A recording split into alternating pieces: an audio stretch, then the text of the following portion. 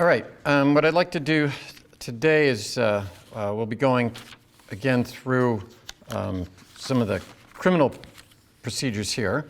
But I also thought what I'd do is give you some insight into the Uniform Crime Report, just give you some direction on going through their website, as it's moderately complicated, not too bad. But again, if you go to FBI.gov/services CJIS UCR. So this is going to get you to the FBI's Uniform Crime Report website. And if you go at the bottom, you'll see latest releases. And when you go down there, you'll see what you're looking for is 2019 crime in the U.S. And if you go across the top of that, you can get data. This will give you data on different things. When you go across the top, for example, you can get violent crime, you can get property crime, and so they have different tables that you can look through that give you different breakdowns on that. And below this is below the latest releases.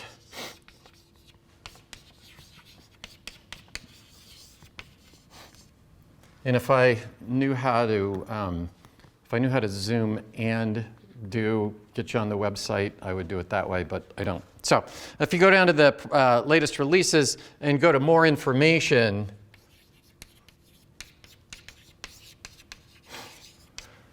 then you can go to UCR publications. And that will give you all sorts of publications. So again, if you're looking for something with your paper, or you just want to know more about the data on crime and the like, they have lots of publications. So I was just going through that, and I thought, it's a little bit complicated, so to get through their website. So wanted you to be able to do that. All right. So last time we were talking about some of the issues with regard to incarceration and efficient punishment, and we looked at some of the social benefits of incarceration, and we talked about deterrence and retribution and rehabilitation and incapacitation, and then we started talking about, well, what are some of the social costs of this imprisonment? And we noticed, well, gee, there's some obvious direct costs where you got to build a building, and you got to fund the prison guards, and you got to fund the food coming into the prison, and all sorts of things that you can sort of think about. Another thing we thought about is that you might have a more productive use of the inmate's time, and we talked about that I put the report Factories with Fences in the criminal incarceration subfolder, and again, you could, the person could be, more productive making the vaccines, or whatever, putting the vaccine in the little syringe or whatever they might be doing, rather than just cleaning up the prison yard. So you might that was this idea of putting factories in the prison, and I mentioned that I had suggested it to Senate Majority Engler, but at the same time Warren Burger had already written about that. Or we said that you could solve some of this like having GPS tagging, so that you knew where they were, and they could go to a job and work and produce something there, and you wouldn't. And if you had a way to follow where you knew where they were, then it would be a more efficient use of their time. And last we talked a little bit about sentencing reform, and we noted that in 2015, Michigan Supreme Court opinion eliminated mandatory minimum sentencing. And so,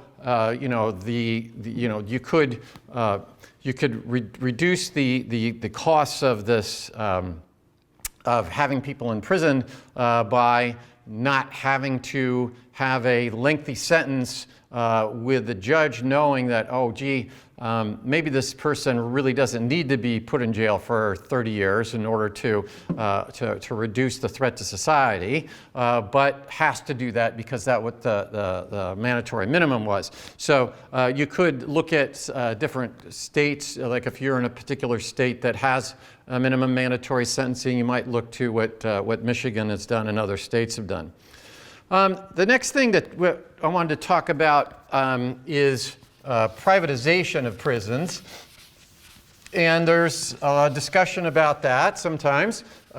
Should companies be allowed to profit from incarcerating people? So if we take a look at, I believe this is privatization of prisons. And obviously there's advantages to privatization of prisons. That is, but you have to be careful in how monitoring, how well you're monitoring. That is, you sort of think about it. If I have an incentive to provide a prison at a lower cost than the public sector can, because if I can get you to send me your inmates, then I'll be able to, if I can produce prison services at a higher value to you as the government, which would be the opportunity cost, that is, how much would it cost them to do it? If I can do it more efficiently, then I'm going to gain profit from doing that. Whereas if you're on the government side of things, what's the economic incentives to be efficient in producing prison services? Right? If you sort of think about it, I may not have a very strong incentive to be very efficient. That is, from the politics point of view, I may want to pay the prison unions, prison workers unions, a lot of money, in order to get them to vote for me, or sort of think through the public choice aspects of this. What are the incentives on the side of the government to be efficient? So if I could switch it to where I have private sector incentives to produce the service, I'm more likely to get an efficient use of resources. Now, that requires, though, that whoever's monitoring this, the Department of Justice in your state or whatever, whoever's monitoring the services pays good attention to it. They don't just look at, if you were a state legislator, maybe what you're trying to do is there's an opportunity cost to the money that you might spend on prisons. You might spend it on things that are, that will benefit your particular district. And so you may want to just look towards the cheapest way of doing it, right?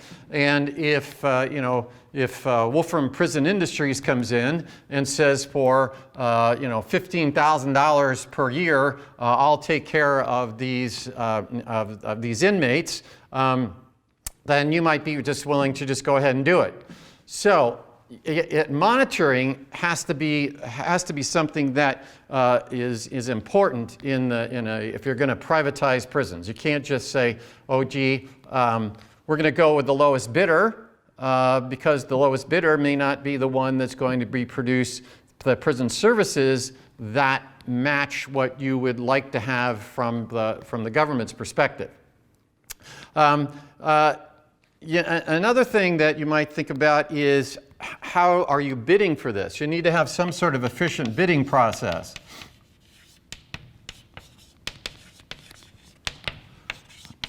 That is, I have to have some mechanism that it's not that the lobbyist for Wolfram Industries, Prison Industries, happens to know the chairman of the particular committee that is on the Appropriations Committee or is on the committee that deals with prisons, and that my lobbyist is very good at getting you folks to vote for awarding the prison contract to me. Right?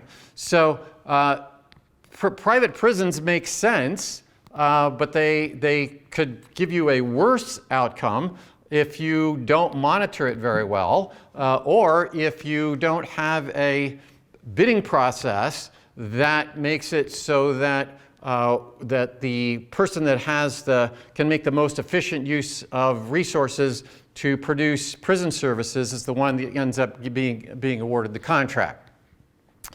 Another thing to talk about here is social programs versus incarceration.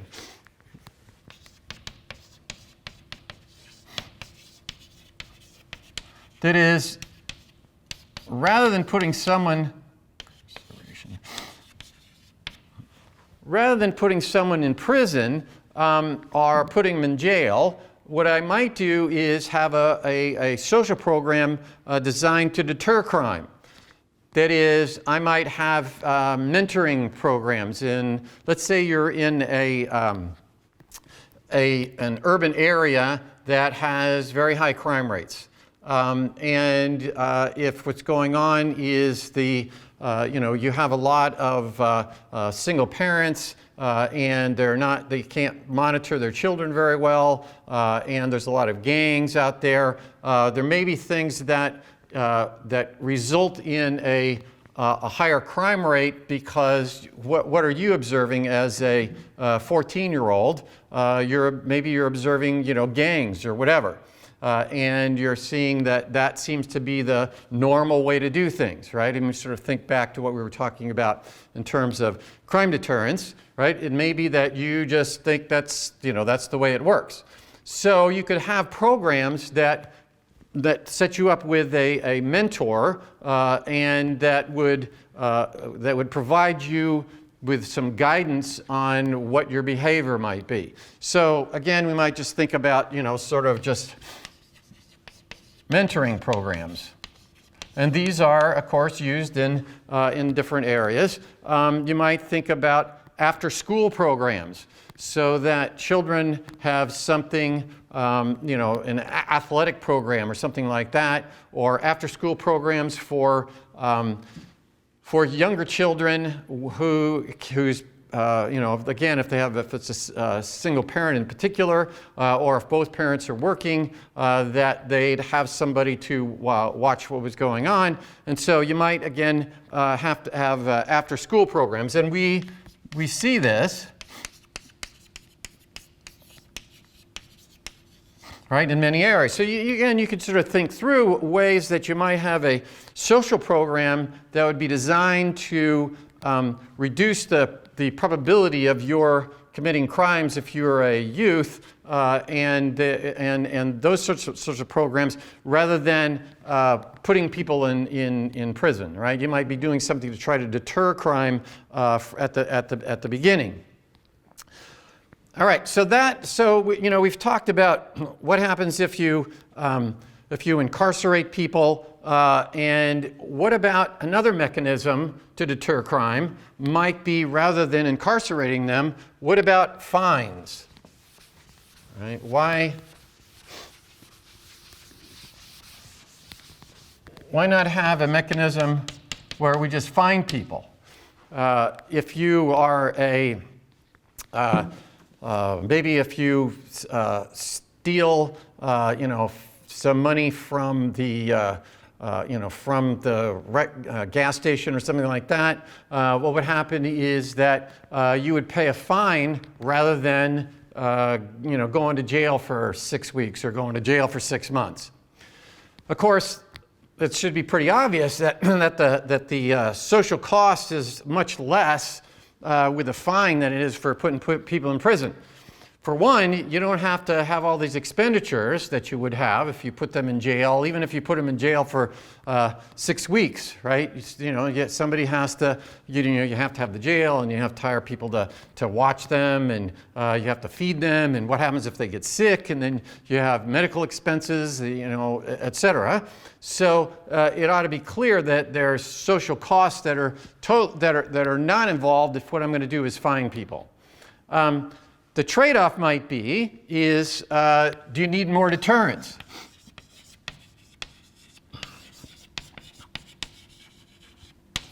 Right? If what I do is my punishment is fines, and the deterrent effect of fines is much less than the deterrent effect of incarceration, then I might have to hire more police and do other things that would deter crime. So there may be that trade-off there. But in general, you'd think that fines are probably a more effective way of reducing the social cost than are of the social cost of deterring crime. But again, it depends on the population, perhaps. That is, how much do criminals respond to the F, when we were talking about the F being the punishment, which changes with either the number of crimes or the severity of crimes or whatever. When I'm figuring out the expected value of that, or the expected value of committing a crime, I've got to look at what the expected costs are of doing that. If the f of x is important, and there's a large drop-off in crime if you increase the severity a little bit, then it might be that you'd move from fines to incarceration. But just the big picture then is, you'd think that that on average fines would be a cheaper way of doing it. And of course, this is an empirical question about how effective are fines in adding to the deterrence, and how effective is incarceration to adding to the deterrence. Well, it turns out, just as an observation, the U.S. uses incarceration more than any other country. Right? The U.S. uses incarceration substantially more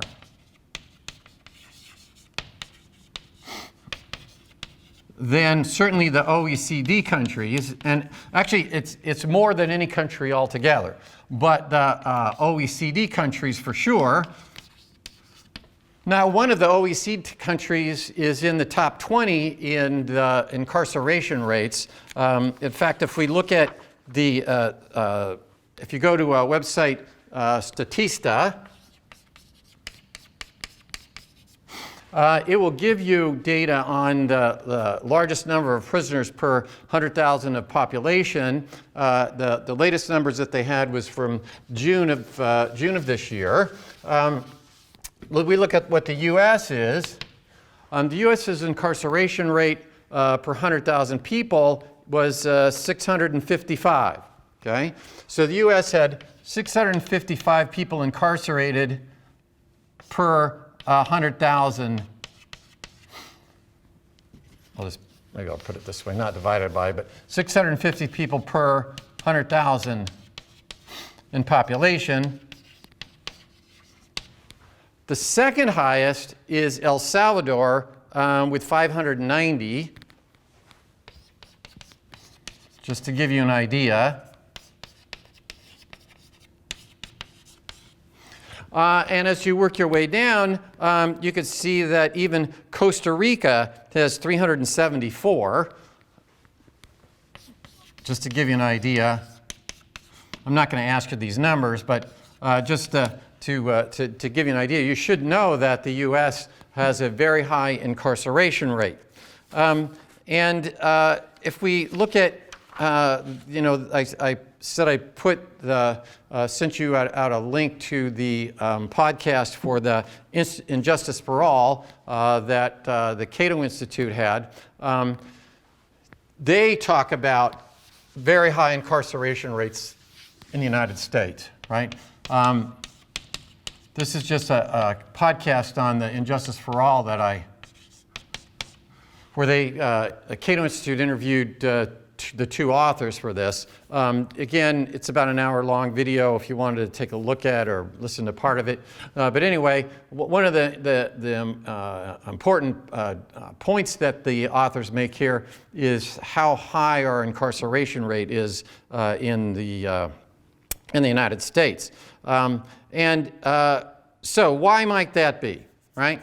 Why is this? Why such a high incarceration rate? And there's,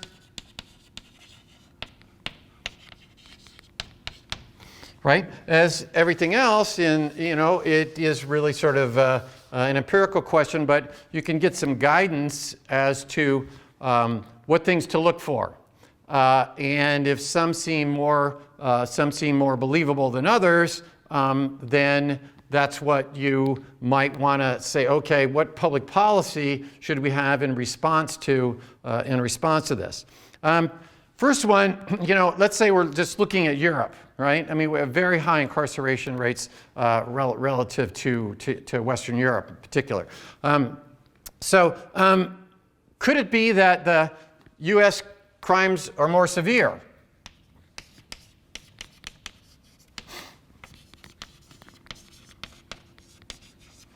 Right? One of the things we were talking about in severity is, should we have the punishment fit the crime, right? Should it just be a justice sort of thing? And if what happens in the United States is the population is such that the criminal activity that happens in the United States is more severe than it is other places. Maybe they use guns more, or what kind of criminal activity do they have? And let me just give you just some data that that I had that came out of this FBI Uniform Crime Report that you can take a look at yourself.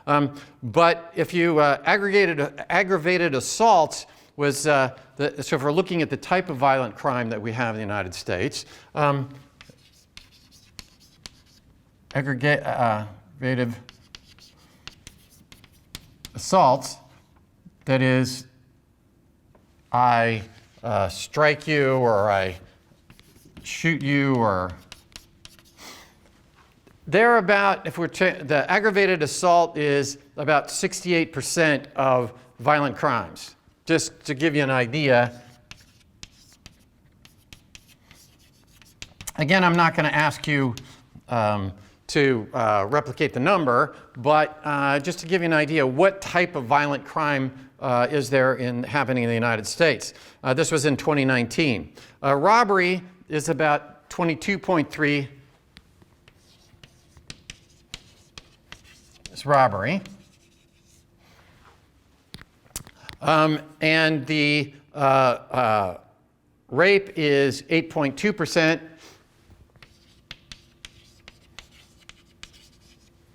And finally, the murder is about 1.4%. So that just sort of gives you a distribution of what violent crime is in the United States. And again, you can look through the Uniform Crime Report, and you can look at Table 1 is where this came from, just to give you an idea what crime looks like in the United States. If we look at do we use weapons, what is the type of weapon that are used in crime? And as you might expect, guns are the type of weapon that is used in violent crime in the United States. It turns out that if you use firearms, again, firearms are about 3/4, or I think it's 73%. 73.7% of murders. So the vast majority of murders that happen in the United States are with guns. Now, if you had a society where you didn't have guns, right, and if we in the United States have a constitutional provision that would say that you can't preclude people from bearing arms, right? There's a right to bear arms in the U.S. Constitution. But let's say you had a society where you said, hey, we're going to get rid of that, right? Or they didn't have it to start with. You may have murders would have to be committed with something else, unless you had, again, you might have a black market in weaponry, right? So you've got to think through that even if you had a law or you had a constitutional provision that says you can't bear arms, maybe only the criminals will bear arms, right? And sometimes you see bumper stickers about that, right? Again, it depends on basically society's moral view of things as well. But the bottom line is firearms are used in 73.7% of the nation's murders. They're used in over a third of robberies, 36.4% of robberies. And they are 27.6% of aggravated, but 26% of aggravated assault. And weapons they don't keep track of weapons in regard to rate. So if you look at, again, it's not a matter of you should memorize these things, but just give you some guidance. Okay, here's what crime looks like in the United States, right? And here's the type of violent crime that happens in the United States. Did you want to have some law, just as an example, when I was a kid growing up, most of the television programs were Westerns, in Gunsmoke, the sheriff could say, when you enter the town, you have to leave your guns at the bar, and you can come pick them up when you leave. So that you might have a provision where a local unit of government could say, hey, this is the way we want to do it. Or a state might say, we're going to restrict the use of weapons, right? So it's just a matter, again, of thinking through the public policy. There might be reasons that you don't want to do that, right? If you were a member of the National Rifle Association, then you might be very much opposed to what Marshal Dillon was doing in Gunsmoke. But again, it's a matter of if what we're trying to do is minimize the social cost of crime and we have rational criminals, then you have to realize that there's a trade-off to this. Right? You might say, okay, suppose, for example, that eliminating the ability to bear arms would reduce crime by 40%. Okay, and then you try to figure out what the benefit of that would be to society, and then you say, okay, that's the trade-off. Okay, so at least you know what the trade-off is. Again, in my principles class, the ECON 105, the Introduction to Political Economy class, we talk about minimum wage, and we say, okay, here's what happens when you do a minimum wage, okay? And basically, if you set a minimum wage, some people are going to lose their jobs, right? Because you're going to set the equilibrium, you're going to set the price above equilibrium, and so there's going to be that gap between the people looking for jobs and the people that are going to obtain jobs. But the people that retain their jobs are going to have more wages than they otherwise would have. So, you might say, okay, I think that trade-off is worth it. I think the value to the people that get higher wages is greater than the losses to people who don't get the job. Okay? So again, it's not a saying that you shouldn't have minimum wage because it's going to cause unemployment. You just have to know that, observe that there's a trade-off. And similarly here, we're not making the point that, oh my gosh, we should make it so that people can't bear arms, right?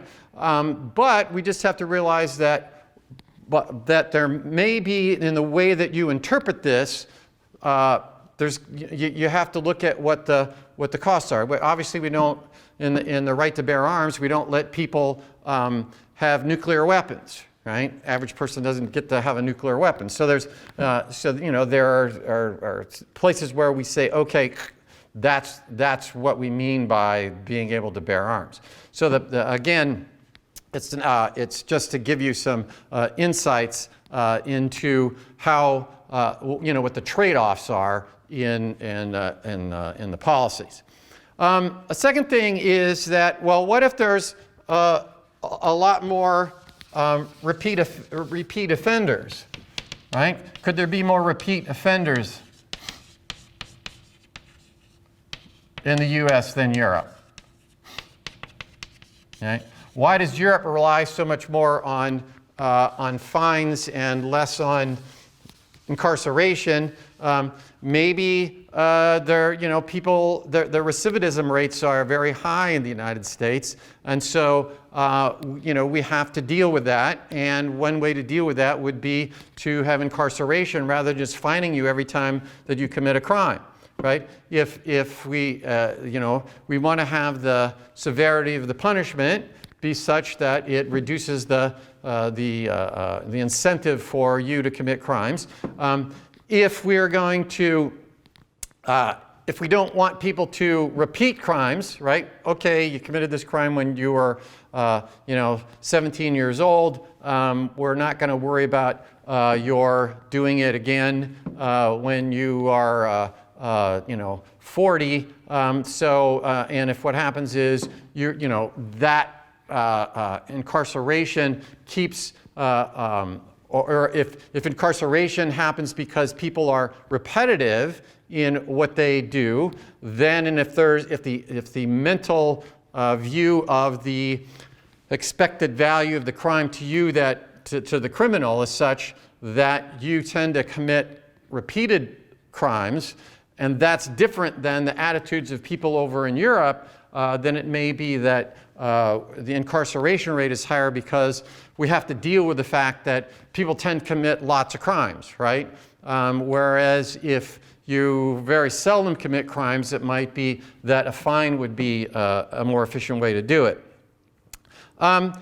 Again, if we're looking at the rational criminal, could it be that the European criminals, right, or potential criminals, respond more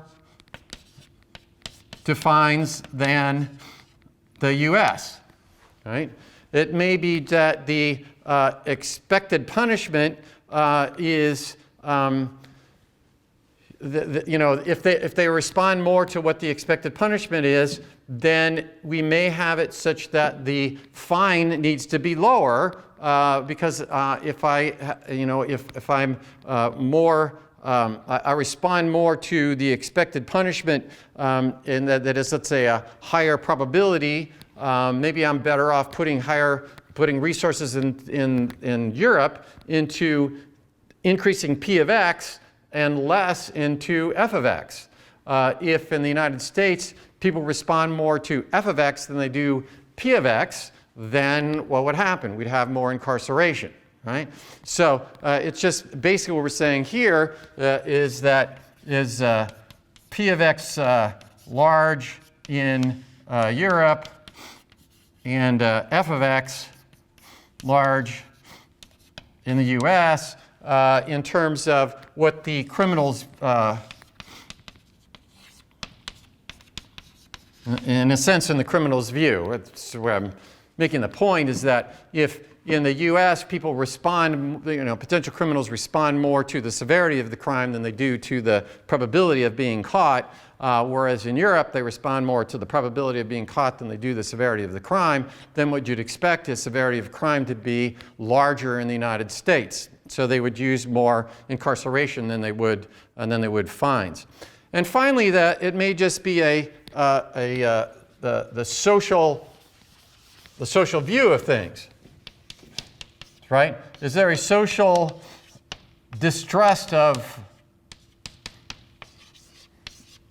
fines in the U.S., or is there a social distrust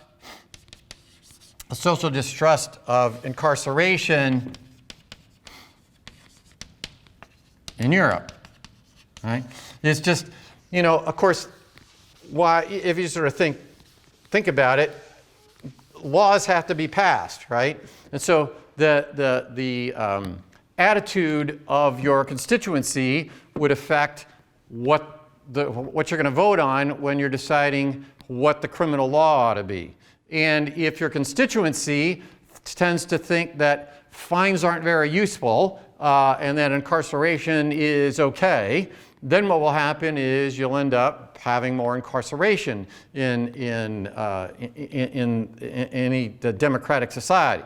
Whereas on the other hand, if your constituents think that incarceration is morally bad, or incarceration is too harsh a punishment in some sense, or they think that incarceration doesn't work very well, then what might happen is that you would have more fines. So again, it's just sort of if you think of it from a public choice perspective, the attitude of your constituency will affect what you do when you're voting to make law.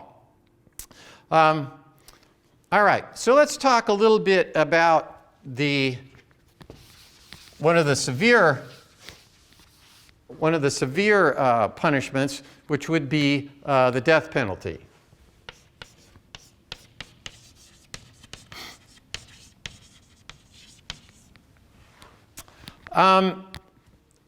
Capital punishment is today authorized in the United States in 28 states.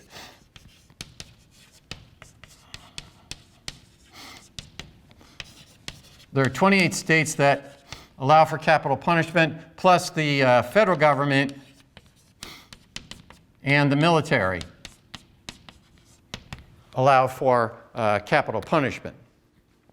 There's been a trend away from states allowing for capital punishment over the last number of years.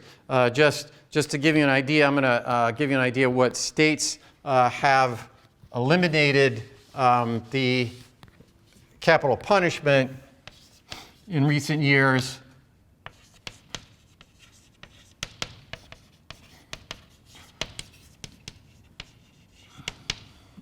And that is, just to give you an idea, that the society's attitude towards capital punishment may have changed, or the deterrence effect.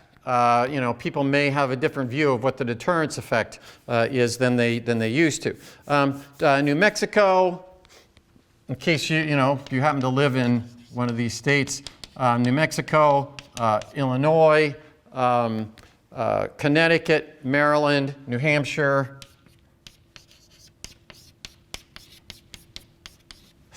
all have recently eliminated the death penalty, and in 2020, Colorado became the most recent state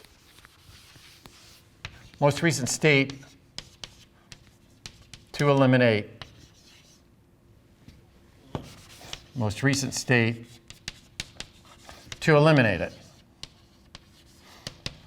To eliminate the death penalty. Now, why might that be? Well, what have we been talking about? We've been talking about the deterrence effect, right? I'm trying to reduce the marginal benefit and increase the marginal cost to criminals. If they're rational, they'll commit crime and a number of times, or they'll increase the severity of crime as long as the marginal benefit to that is bigger than the marginal cost. Maybe what's happening is that people's view of what the marginal cost to society has their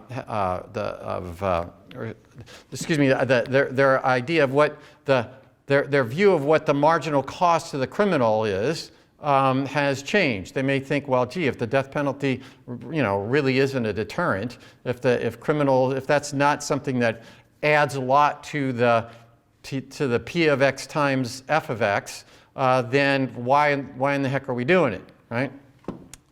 Or again, it may be that we just have decided from a moral perspective that it's not for society to do this. Well, again, if we sort of think about it, why would we look at the cost to the society? If you again, recent technology, particularly in regard to DNA,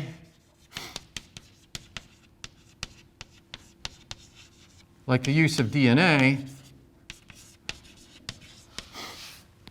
what that can do has been more able to show that, hey, this person didn't really commit the crime. They really weren't there, right? Or we show that, no, somebody else actually, their DNA was on the gun or something like that. Right? So the use of DNA has been able to find the people who were convicted but didn't actually commit the crime.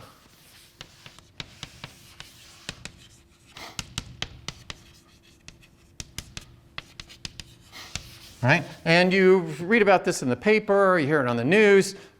So-and-so has been in prison for 15 years, and then it turns out that they didn't actually commit the crime, or somebody else admitted to it, or something like that. Right? And again, this is the problem of type 1 and type 2 errors, right? That we talked about. Type 1 and type 2.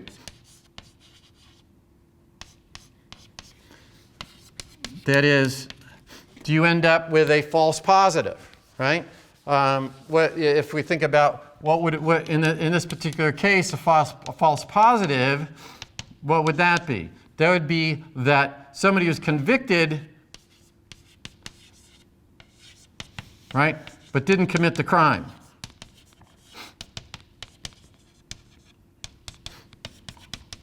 Right? They didn't actually murder somebody.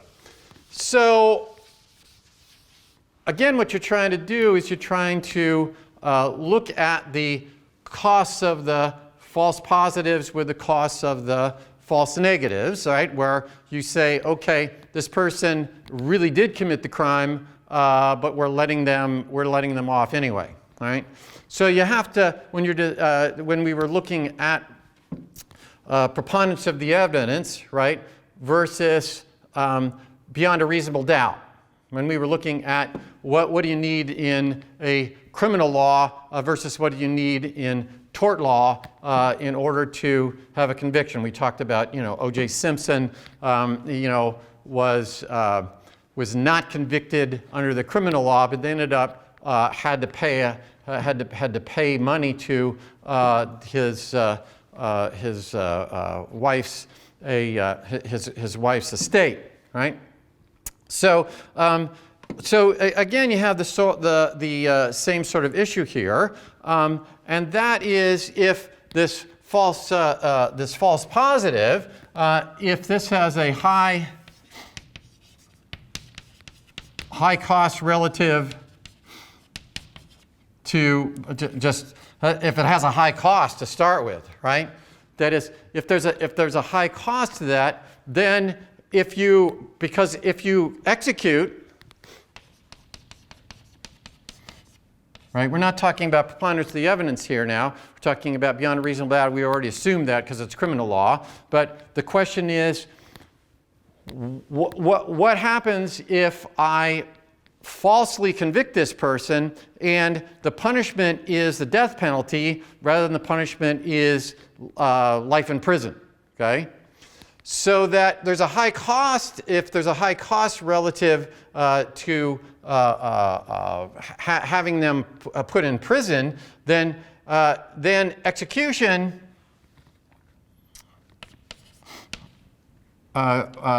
is not preferred.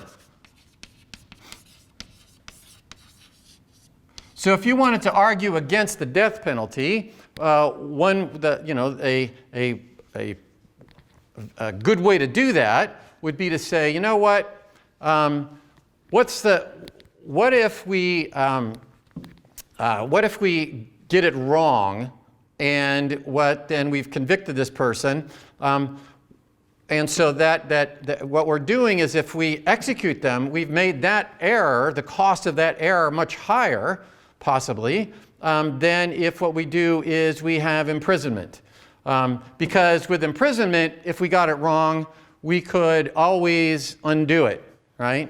And sometimes you see that people are released, and maybe the state reimburses them or gives them money for the years that they were in prison or whatever. But even if they didn't, the issue would be that I could reduce the type 1 error by using incarceration versus the death penalty, right?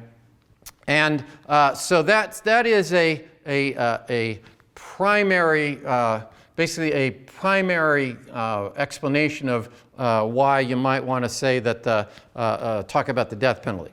So let's think about the deterrence effect as well, right? So let's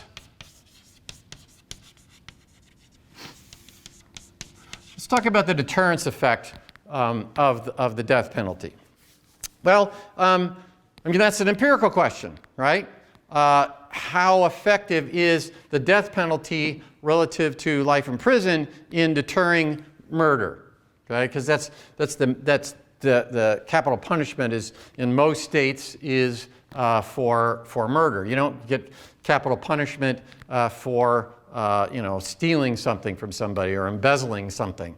And so the first major study that looked at this from an empirical question was in 1967, and Thorsten Selin did a study, and what he did was he compared states with the death penalty and without the death penalty, and looked at murder rates. Compared states with the death penalty and states without.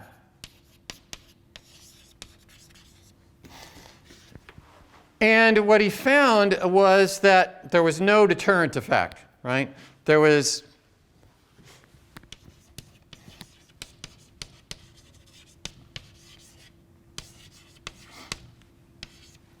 no deterrent effect. That he says, okay, if we the death penalty isn't very good at deterring crime. In fact, we see no deterrent effect. And if you thought about it, if you had